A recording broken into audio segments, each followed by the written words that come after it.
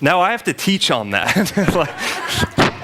like there's really not, I don't know, anybody have any ideas what the heck I can do with that? I mean, honestly. So that story, anybody know where that story is found? It is in the Bible. That's really good. It's in the Old Testament. It is the Old Testament.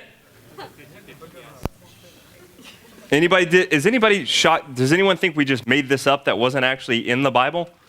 Yeah. I promise you it's in the Bible. We definitely embellished it a little bit, to say the least. But it's nearly on target, if we're being really, really honest. That comes from 2 Kings. It's in the 2nd chapter. And that is a story that's in there. It's a great story. Derek mentioned in the last session that it's a great story to share with your younger youth, to scare them, to listen to their youth minister, because maybe you can call upon bears to maul them and to take care of them if they are unruly students.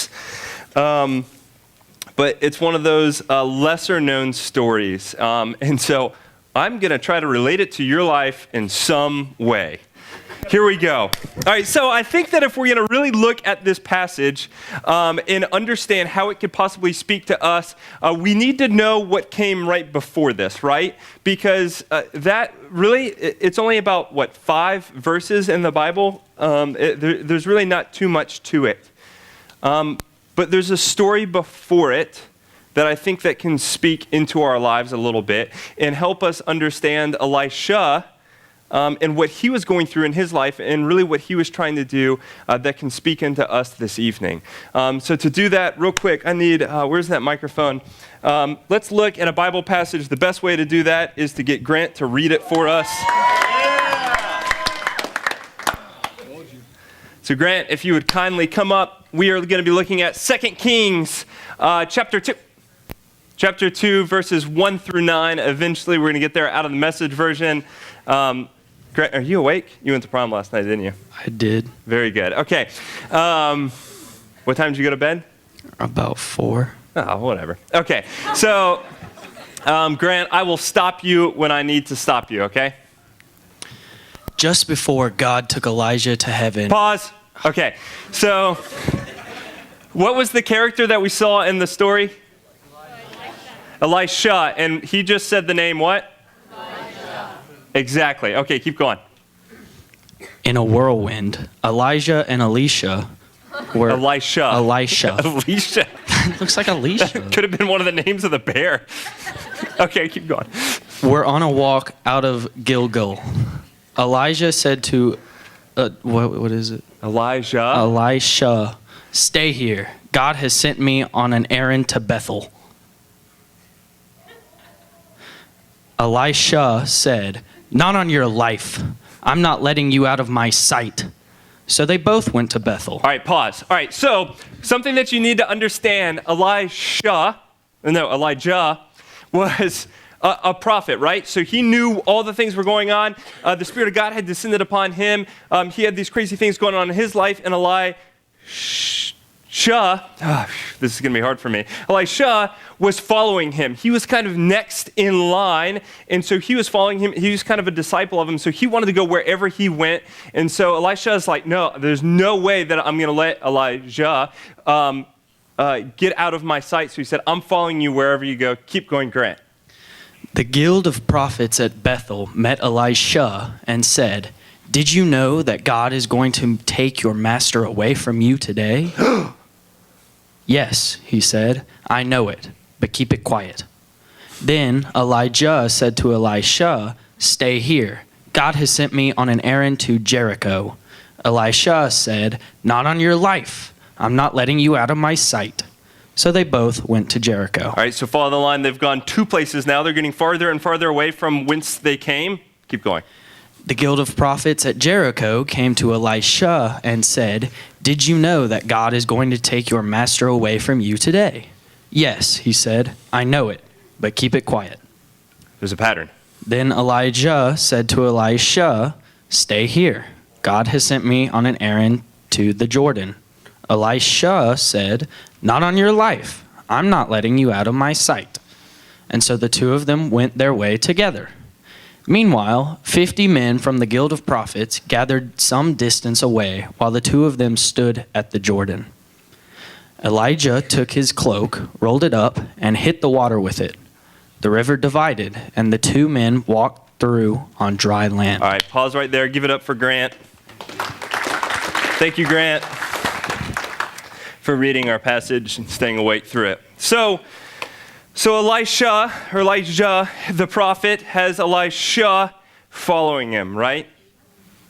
And he knows that the time is coming where his master, the person he's been following, the person he's been kind of basing his life around, is about to descend into heaven, and he's going to be taken up, and he's going to be left in charge.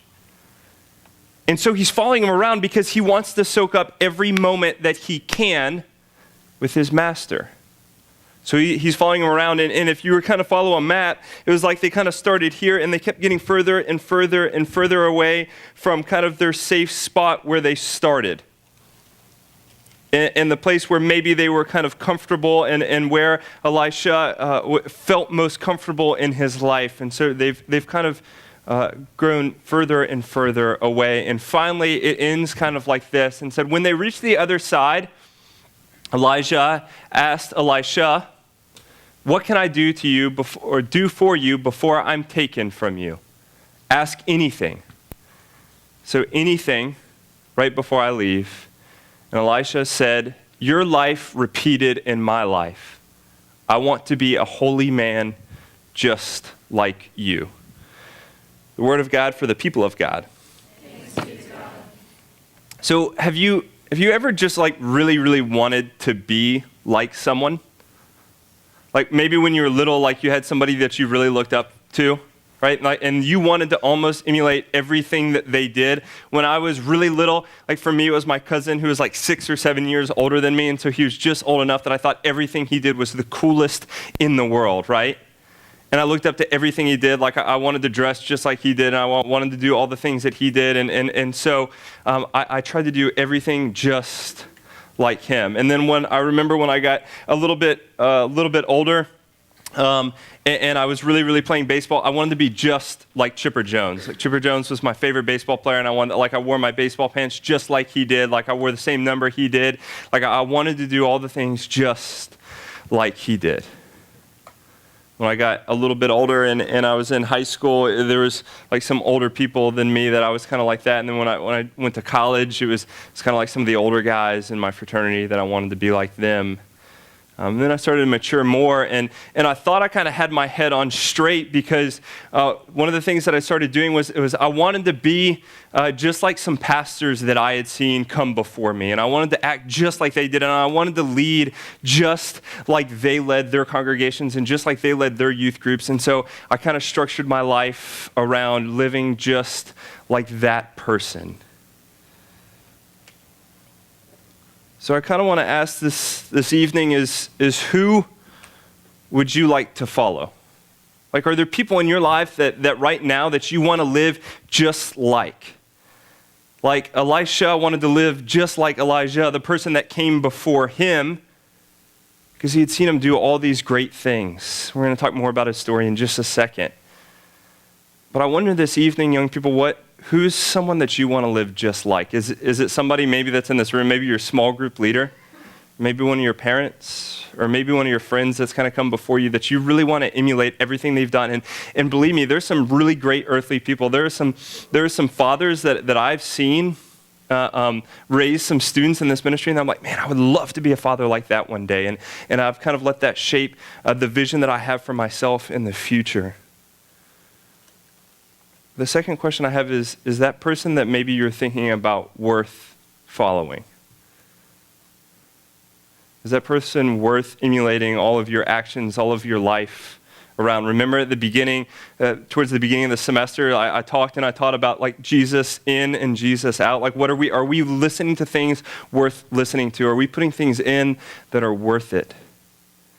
And now the question is, are we following people that are worth it? Because after all of this time and over a decade in ministry now, where honestly I've tried to read every leadership book there is and every ministry book there is and listen to all the podcasts and all of that stuff and try to follow all of these people, I know it sounds corny. At the end of the day, really all I want to do is follow Jesus.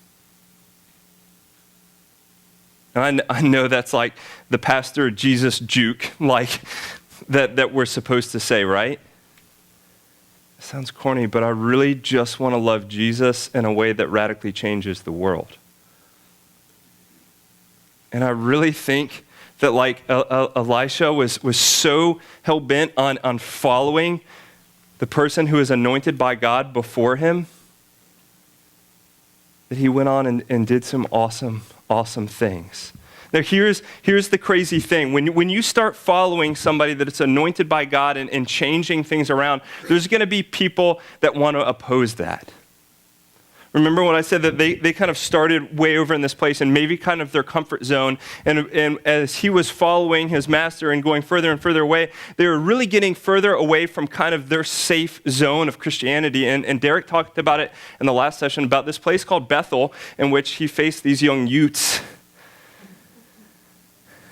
The place of Bethel was a place that was not by any means welcoming the Jewish faith at the time. They were not God followers. They were not people who sought after Yahweh. They worshiped a golden calf. And they wanted nothing to do with the Jewish faith in their community. And so here is Elisha on this new path of following this person and trying to be like, I want to live just like you and I want to lead that life. And he faces opposition at the very first turn. And people, you're going to face that. If you start living a life of following Christ in a way that's changing the people around you, you're going to face opposition. The reality is the first job that Elisha was really given was the road from which he came from. That was his first job, was to get back home. He had to go on the journey. He had to go on the road and the path to really fulfill his first job. And we as Christ followers have to walk the path. And sometimes that path is going to be filled with all sorts of obstacles and all sorts of people saying, man, that is the worst idea you can ever make, and call us baldy or something. And here's where it's hard to teach. I don't know what God's going to do to those people. I'm pretty sure it's not going to be bears, but it might be. But here's what I do know, that God will be with you. When you walk that path, when you choose to follow someone and live like somebody worth following, and that brings about the kingdom, that God will be with you there. God will be with you on the path. And when you face the people that oppress you, that are against you and that are truly against God, God will be with you even more so in those moments. Let me pray for y'all.